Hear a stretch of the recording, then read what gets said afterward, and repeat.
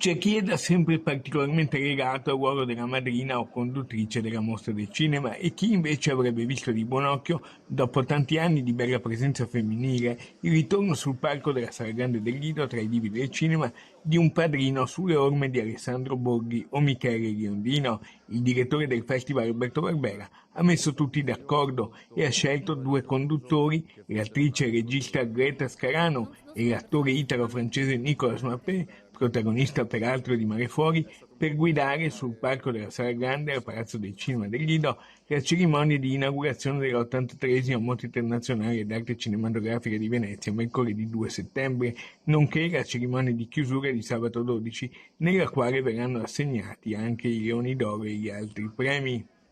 Greta Scarano si è formata in America e qui si racconta ai microfoni di Chuck. Quest'anno è stata protagonista al cinema con Piccolo Miracolo di Guido Chiesa, interpretazione che le vale il premio come migliore attrice al Taormina Film Festival, assegnato dalla giuria presieduta da Young Champion. Siamo felicissimi, tra l'altro io devo ringraziare la stampa perché ha aiutato tantissimo il passaparola positivo che si è generato,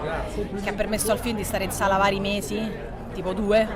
e ancora c'è da qualche parte e adesso sta facendo anche un bellissimo percorso nelle arene. Devo tanto alle critiche e alle recensioni positive che ci hanno aiutato proprio tantissimo e poi ovviamente grazie a quelle è scattato un passaparola che poi ci ha portato fino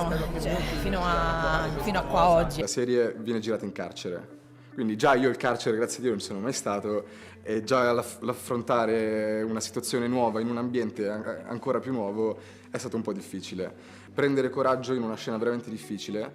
dovevo essere nudo in doccia,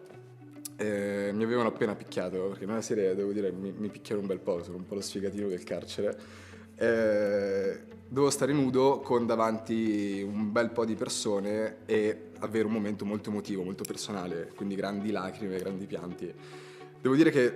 bilanciare le due cose, quindi la nudità e l'emozione in una situazione molto tesa, non è stato facile. In una nota la Fondazione Biennale di Venezia ha espresso il suo cordoglio per la scomparsa di Moritz De Ader, direttore della Mostra del Cinema nel biennio 2002-2003.